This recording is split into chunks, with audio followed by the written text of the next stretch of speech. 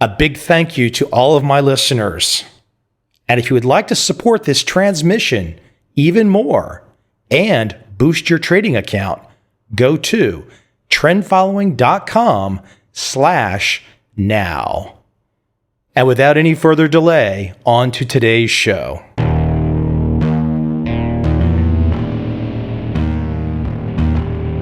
This is Trend Following Radio, where great thinking comes alive. Nobel Prize winners, legendary traders, best-selling authors, and the pros that know what drive us irrational human beings. I am your host, Michael Coveil. Not filtered, raw, honest. That's my passion.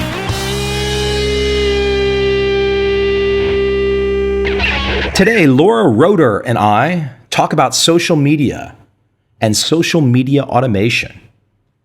Laura is a serial entrepreneur. Her newest company is Edgar, all about social media marketing automation. I don't care what your business is. It really doesn't matter. But in this day and age, if you have not figured out what to do online, what to do within social media, if you've not given it a rigid thought process, a disciplined, systematic plan of attack, you're probably going to fail in any part of your business that's online. And who the hell wants to fail? My guest today, Laura Roeder, helps give insights on avoiding the downside. I hope you enjoy this conversation.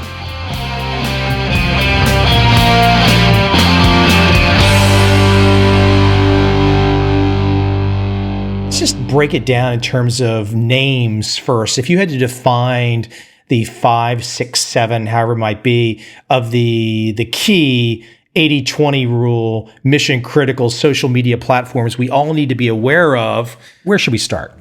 Well, the really, really good news for entrepreneurs is that you really don't want to be too cutting edge, because if you are the first one on a platform and none of your customers are there yet, who cares? We're not doing social media to try to show off how young and hip we are. We're doing social media as a marketing tool for our business, in the context of this conversation today. I think a lot of people stress out about missing the boat or being too late, and that really truly isn't anything you need to worry about. If you wait till a social network like Instagram, for example, the user base of Instagram is still growing massively every single day. So if you start Instagram today, well, you just have a lot bigger audience than you would have if you started a year ago. Looking at Twitter, Facebook, LinkedIn, like you named, those are still the biggest, most important sites by far. And you genuinely don't have to be on all of them. And I think a lot of people get so overwhelmed with social because they're often, doing this as a small business or even a one-person business, trying to have the best strategy across all three networks, and they just don't have time. It becomes this insurmountable task, and then they just give up on the whole thing and stop posting altogether. I see that a lot. One of the big picture issues that you talk about, which really strikes at me, is not only might an entrepreneur not feel like they have the time or the understanding of the best way to proceed, but the reality is, even when you do a particular social media update, they're really not getting seen by many in the audience, are they? Talk about that. Yeah, so this is actually a big reason why we created Edgar. So before Edgar, I was doing social media training, obviously a heavy social media marketer for my own business. And we had created this system where we had this big spreadsheet full of content, and then we would cycle through the spreadsheet. So something we post as inspirational quotes. So we made a spreadsheet of 40 inspirational quotes, and then we would just cycle top to bottom. What do you mean? What do you mean by that? Just to clarify, when you say cycle top to bottom. Yeah, so let's say we're posting an inspirational quote every day. So we would post all 40, one by one every day, and then we would just go back to number 1 and post all 40 again in the same order. Just going through them until you've used them up, and then using the same content again. A lot of people think you're not allowed to do that. Not only are you allowed to do that, but it's a really good practice to do so. Repetition. Yes. And the reason it's good practice is because, so like you referenced, content is not seen by the vast majority of people who choose to follow you. So the stats tell us, depending on the network, maybe 5 to 10% of your audience on any given network is seeing any given status update. So it's very, very low. And we all understand why that is if we've ever used these tools, right? The way Twitter works, it's like you're like showing up by a parade, right? You go over there, the parade goes by. If you stand there for 5 minutes, you see the bit that you see, but you didn't see the beginning, you didn't see the end, right? You didn't see most of it. That's just how these networks work. We show up, we see a little bit, and then we go.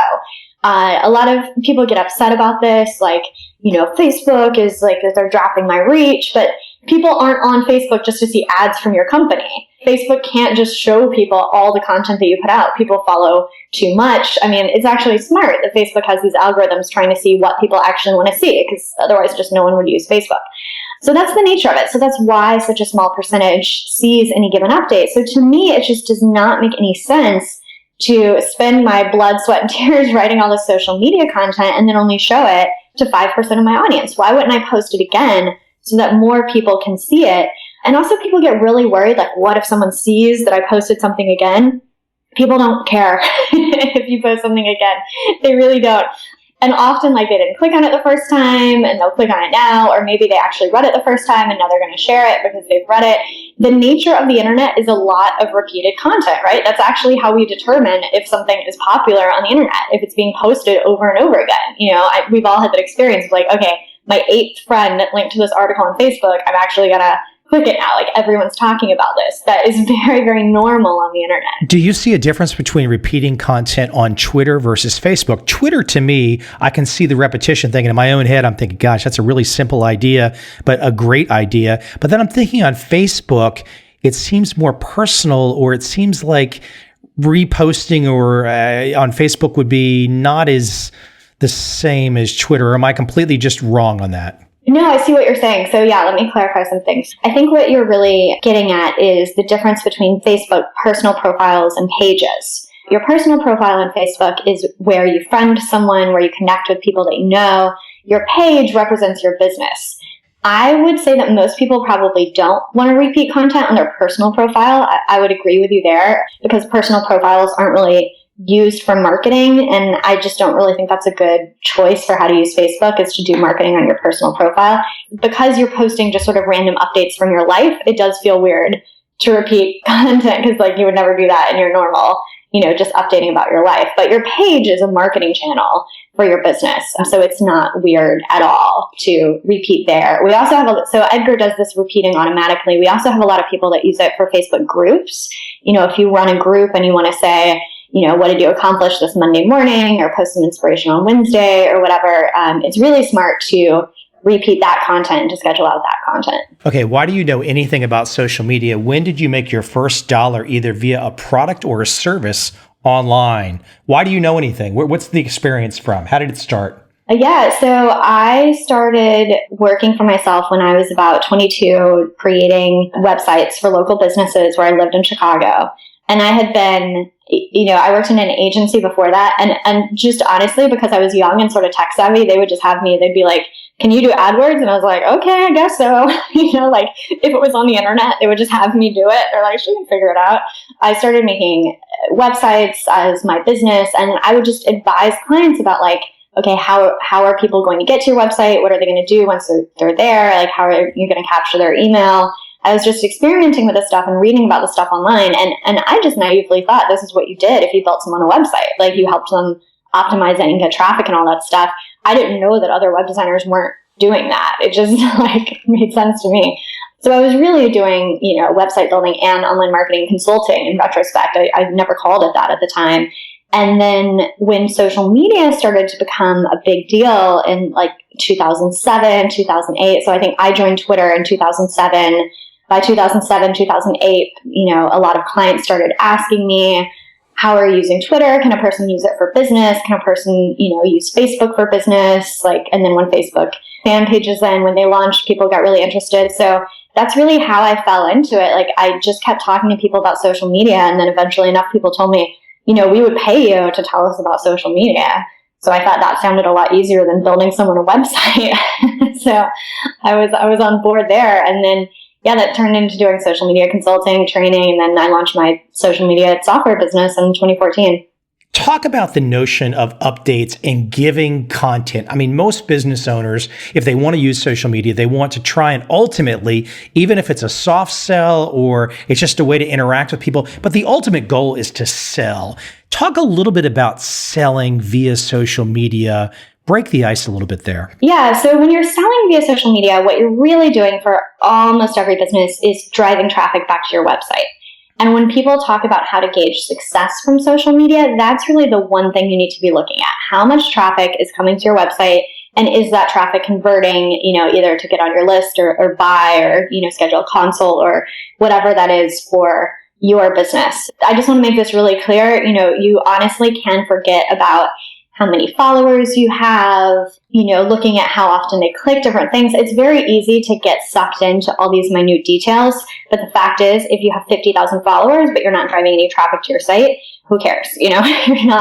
You're not making any sales. Social media is cool because it's multifaceted. It's also a great channel to connect and have conversations with customers and prospects, to increase that know, like, and trust from people who have maybe heard of you, but they haven't bought from you. But yeah, at the end of the day, social media sales is driving traffic back to your site. And it is important to mix promotions into your social media. I find people are kind of on one end of the spectrum. They either are like terrified to promote their business at all on social media. They're like, I don't want to be too pushy. I don't want to scare people off. Or they're like, I don't know about the social media thing, but I found a place that I can post an ad over and over again 40 times a day. And then they do that. And then no one follows them because no one wants to see just ads. So you do want to be a mix in the middle of talking about your business, talking about what you sell. If you have any special offers or anything, definitely put those on social. And then just providing content that's interesting to your prospects. Give people an idea of some of the growth curve that you've seen in your businesses. Some people in my audience will probably have heard of you. I'm sure a lot of people have not heard of you, but clearly you've had a chance to really develop some insights and expertise in this space. But talk about, because ultimately this is the judge. People want to hear you and they want to say, "My gosh, that lady is very bright and her business is so successful. I must trust her now." So talk about some of how you've seen revenues, profits grow over the years in your various businesses. Edgar has been a very quickly growing business. So we launched in July 2014. At this point, we're at 2.8 million annual revenue. That's not quite 2 years. We've grown really fast, and we do depend on content marketing and social media marketing and using Edgar. Are you taking money from anybody, or is that just literally internal growth? Yeah, internal growth, right? We haven't raised any money. The business is entirely self-funded. Isn't it such a better feeling if you can steer clear of taking anyone else's money? It's so good. Right? Who wants anyone else's money unless they're buying a product or service from you? And the idea of having investors is just, Let's go into a subject that I think is near and dear to you, some of your early writings, which is the notion of fame. And I want to give a little backstory to you just so you can kind of think about this. But my first website was up in 1996. And then I had a book come out in 2004. Probably for those first 7 or 8 years, my personal name was not on the web. And then with a book coming out in 2004, okay, then my name's out there. My name's been out there since then. But I know there was probably a little bit of a hesitation on my end to embrace, quote, fame. And I see this interestingly today. I see there's a very few number, a small percentage, and whether I see it in online businesses or in the trading businesses, people I know, very few people really start at a young age in their early 20s accepting the fame. I just had a conversation with a guy the other day. He's late 20s, early 30s. He's hit a home run. He's made several million, but I can still see he's hesitant to embrace the fame part. And so I really find this, you would turn it on its head and say, hey, let's go for it. Because I think I look back now in hindsight at 47, I look back and say every day that I did not want to embrace it for whatever reason I developed in my head was a wasted day. I would agree with that because I've just really reaped the rewards in my business now. So yeah, I used to teach a program called Creating Fame that was all about how to use online marketing to become famous in your field, famous in your industry. To be clear, this is not like people are not stopping you when you walk down the street, right? Like paparazzi are not at your house, which is really why it's the best kind of fame. It's kind of all the rewards without any of the downsides. It doesn't interrupt your life in any way. but building up a online persona for yourself as an expert, as a thought leader, it's just been amazing to me in my business now, because my previous businesses, I was very much the face of the business. I'm the trainer, I'm teaching the classes. With Edgar, it's very different. It's a software business. My I do podcasts like this to promote it as the founder, but my face really isn't on it in any way. But I've been able to leverage my personal brand in this massive way to grow the business, because, at this point I've spent 8 years building up this online following and making sure I have a rock solid reputation. And so people trust me for good reason. People do look to me as someone who kind of knows what she's talking about. Now, is your name not connected to Edgar because you look ahead to the future and say that if at some point in the future if there was to be a sale, you don't want to have your personal brand so attached? That's part of it. It just didn't really to me make sense for the branding of this. But yes, I did also want to create a business that I could step away from, that could be sold without any weird repercussions there. But I think it shows that creating a personal brand does not have to mean, that your website is yourname.com. That's one option. And I've done that before. But especially over the years, your personal brand is something that no one can take away from you. Your fame is something that you get to keep. So you can use it to leverage all sorts of opportunities, right? If I was selling real estate, I would still have an audience who trusts me, and I would still have a great base to start from. I've been able to get a ton of traffic from Medium because I already have a big following on Twitter, so I can post on Twitter and people start following me on Medium, and then my following grows there. All of this is snowball.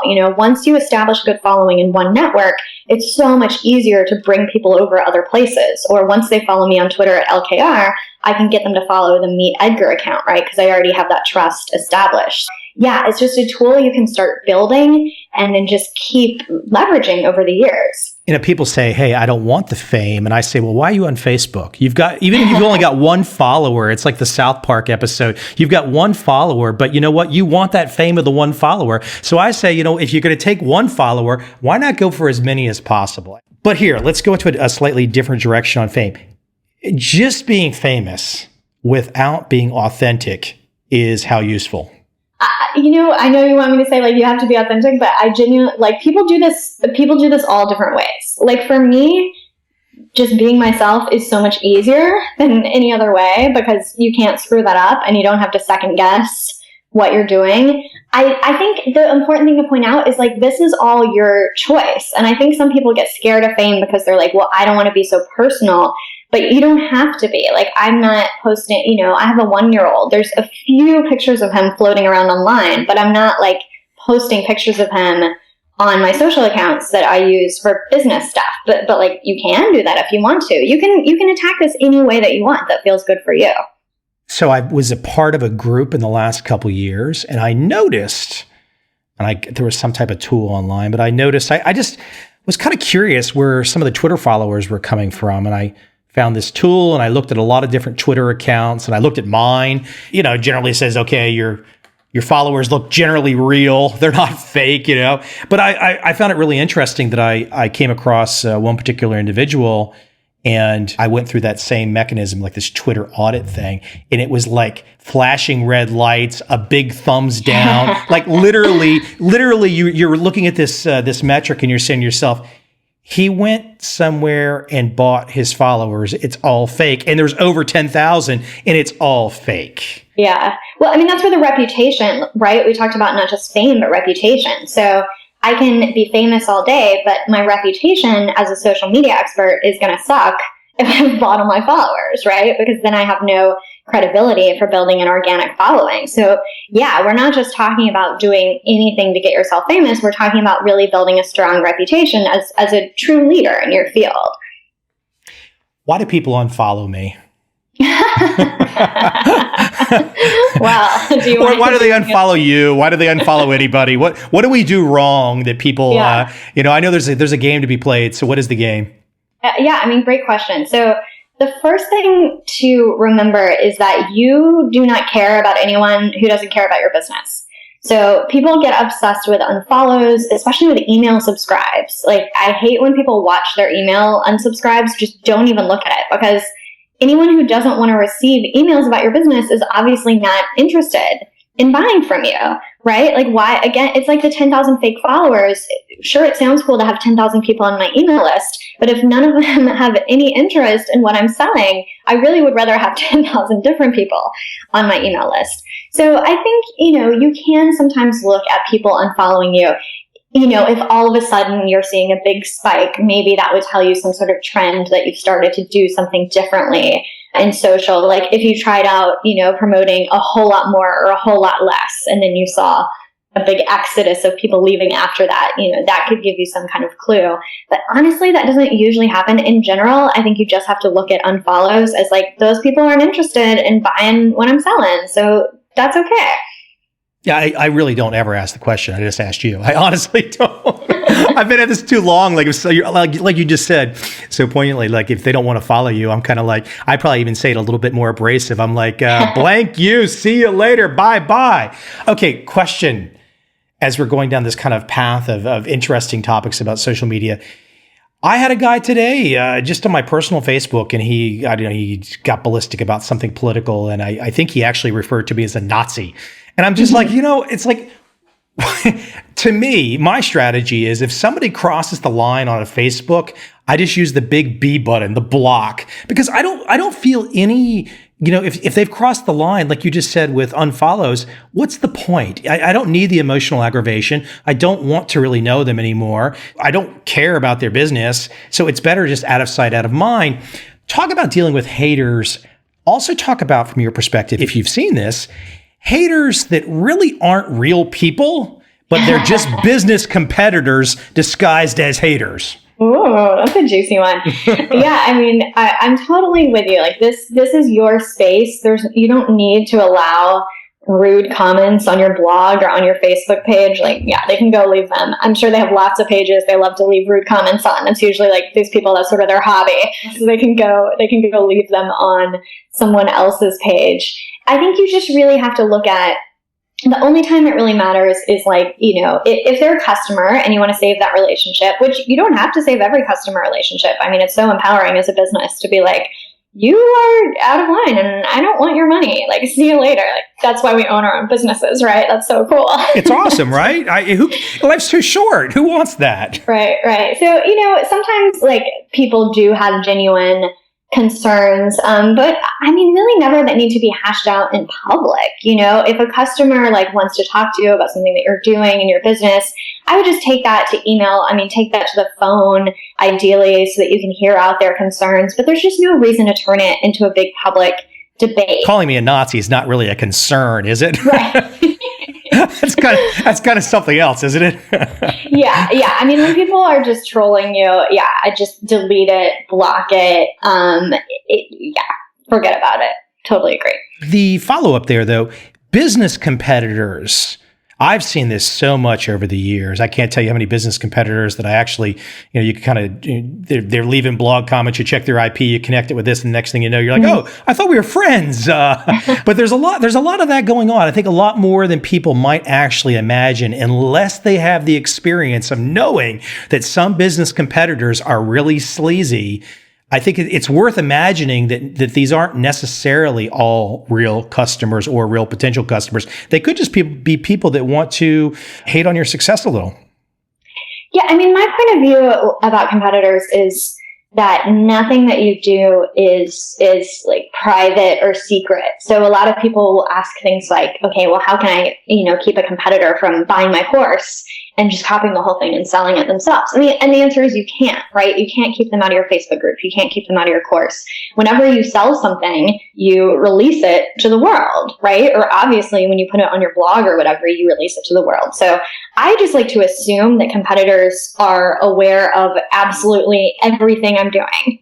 Like if a customer can access it in any way, then any competitor can access it as well. And I'm just a big fan of honestly just ignoring competitors. I think people can get really sidetracked trying to like keep up or react with a competitor instead of just keeping focused on like, how can I make my business, the best it can be? Well, ultimately what you're just saying there is that what people are really paying for is your trust. They trust you. They trust the goodwill that you've engendered. That's why they come back. And so, yes, perhaps they could find the content somewhere else, but they want you. They want your personality. They want your insights. They want your brand. And that's worth a lot of money. And people don't necessarily understand that as starting out entrepreneurs, do they?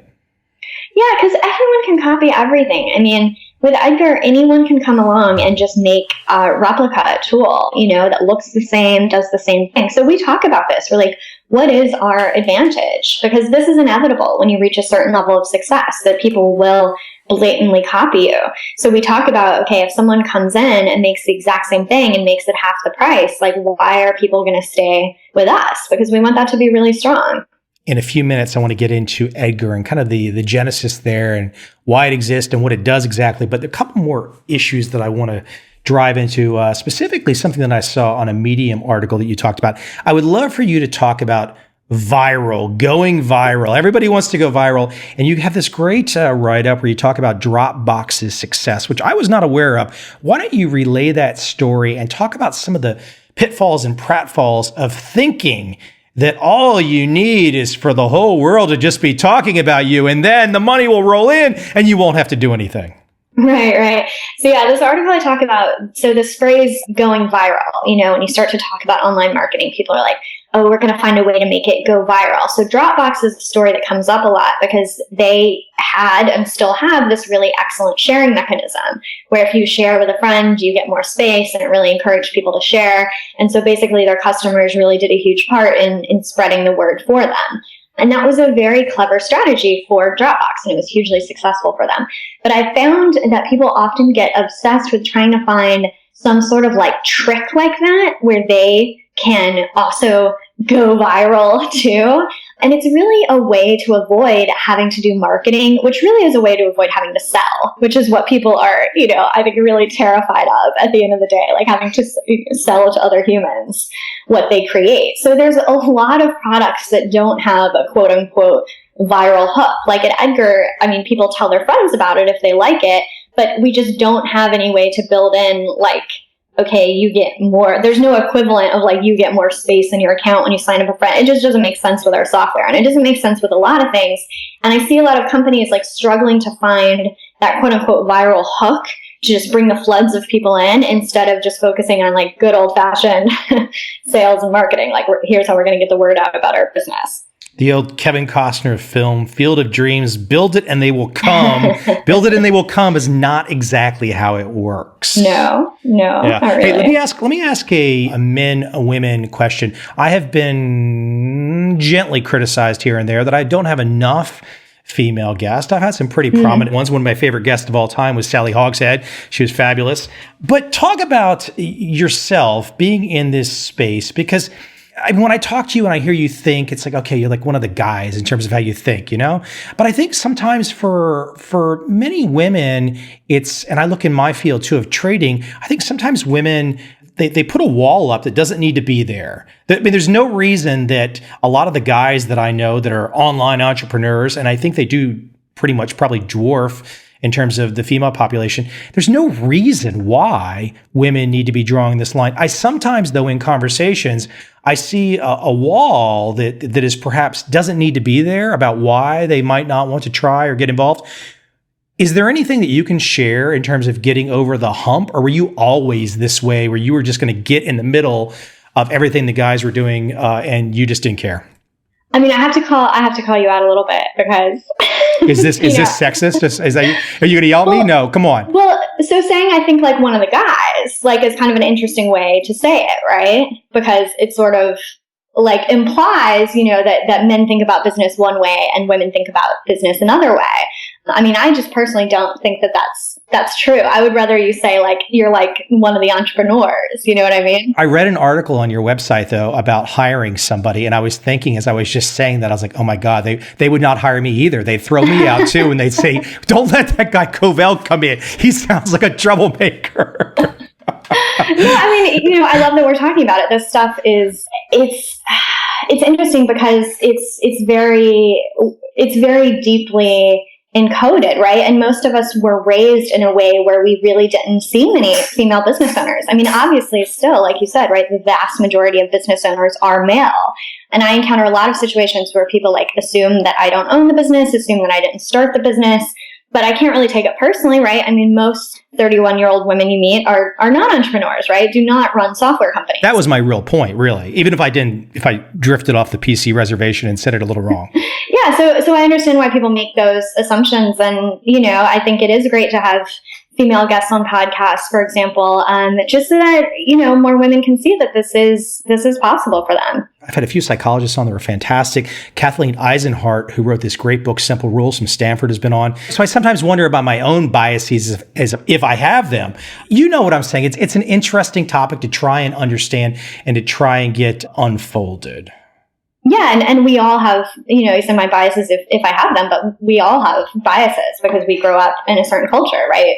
Growing up in America, you have a lot of ideas about how men are, how women are. I mean, you can't not, right? This is just a part of existing in the world. So it becomes interesting, I think, when you start, when you get to be a grown up, then you get to question those ideas and you get to say like, maybe, this thing I was taught is not really how it is or how I want to see things. Let's break apart Edgar, though, because there was a very specific reason why you put this together. And I look at myself. So as we start this conversation about the various social media platforms, I have something I want to say.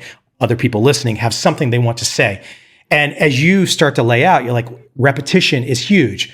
But keeping track of things, you talk about putting us to a spreadsheet together. I guess if us novices would be like, well, God, that sounds like the best first idea is to put a spreadsheet together. And you're thinking, God, do I really have to be that detailed? But then I talk to you, Laura, and I'm thinking, well, gosh, I really do have to be that detailed. Damn.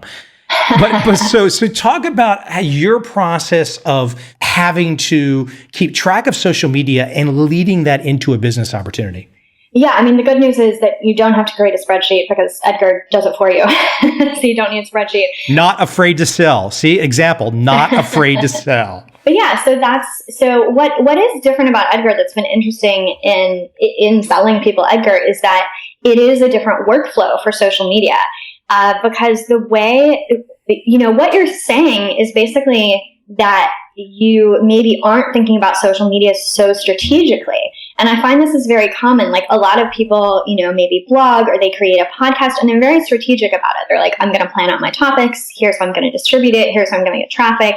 They have a whole plan. But with social media, people are like, oh, it's Tuesday. I haven't posted anything. Like I have to think of something to say. And then they're panic posting. They just don't handle the rest of their online marketing that way. Edgar really helps you have a workflow and a strategic plan with social. And the way that workflow and that strategic plan looks, I mean, the first step is just that, so we're all based around the different categories of social media, which a lot of people have never considered. What are the categories of things that I post? So those are things like content from your own blog, content from other people's blogs, inspirational quotes, maybe you do like funny images. Those are the different categories. And then what do I want my mix to look like? Like how much promotional do I want versus my own blog versus other people's blogs? So in Edgar, you have a giant library of all your content, all categorized. And then it just, like I said, it cycles through. So Edgar pulls the content for you according to your schedule. And it's posting everything automatically. Right. So you can also, of course, add in live updates, add in updates on top of that, social, right? You want to add in newer things. But with Edgar, you have bread and butter content going out, that you wrote, that you made sure was great every day without having to refill your queue, without having to manually schedule any of it. I like one of the things you talk about in terms of make it inevitable, and which I see as kind of a process versus outcome. So and I'm quoting you here, if you do enough of the right actions, your success is inevitable. Follow the path and keep focused. It's very simple sounding, but when you kind of parlay that in with the thinking with Edgar, it changes it because now it's like, okay, we are going to, you're building what I would call it a system, a trading system, just so to speak, where you're just, everything is automated. It's systematic. You've thought it through from the beginning and here's the plan of attack. Absolutely. And at our company, we make plans, not goals.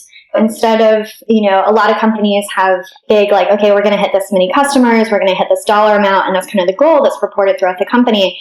In my point of view, the problem with that is it doesn't tell you what to do every day, right? You're like, okay, we want to get 10,000 customers. What's my next priority? What do I do right now?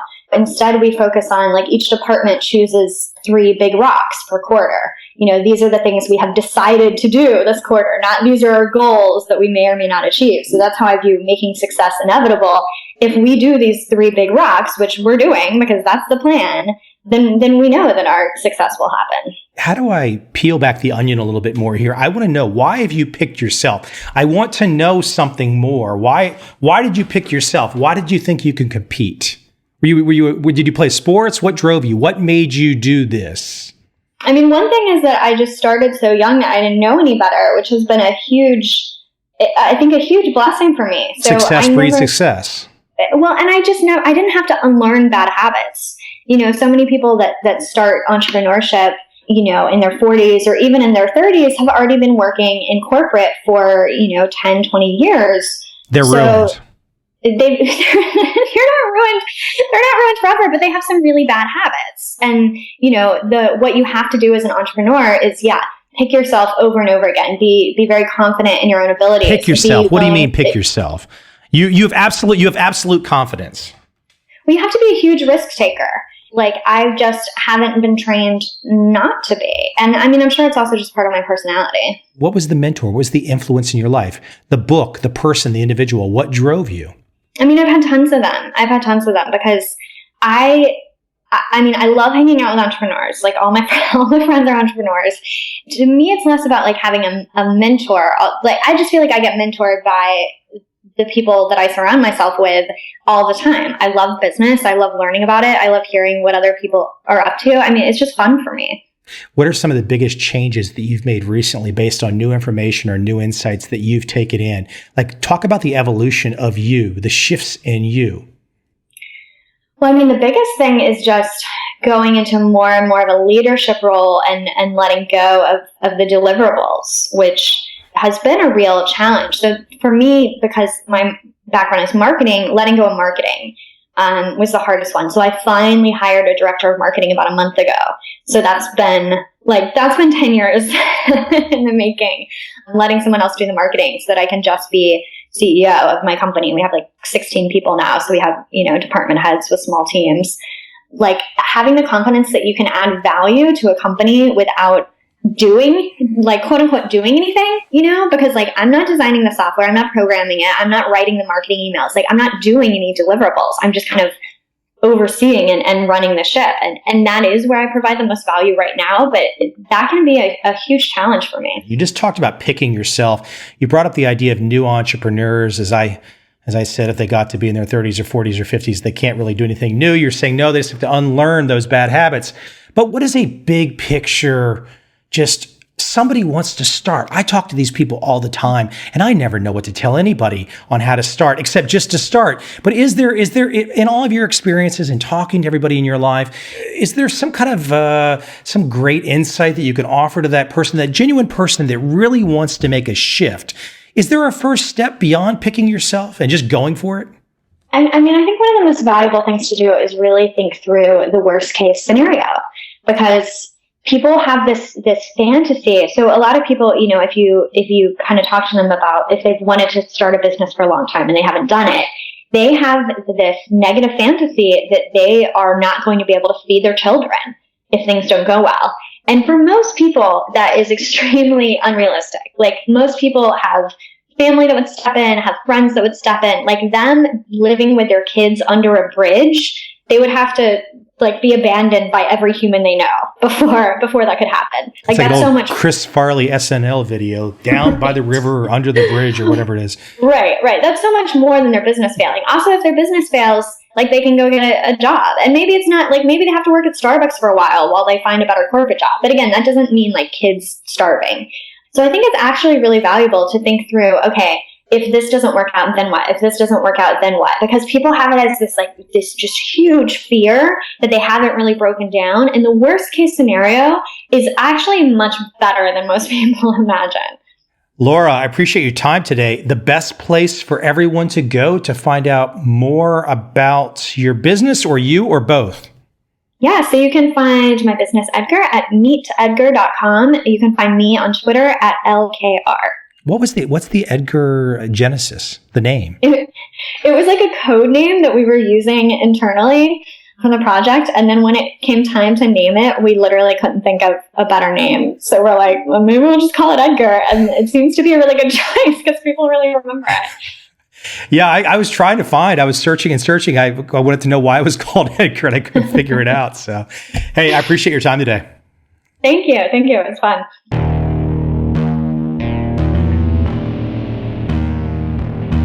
I see a time when those awake will understand how to make money in up, down, and surprise markets.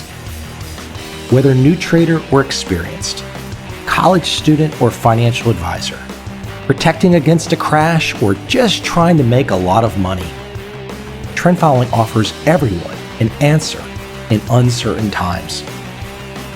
To get started immediately, send me an email, michael@covel.com. I will send you the right trend following steps to take along with my free video. But if you want to buy and hold, trust the government and trust Wall Street, this is absolutely not for you.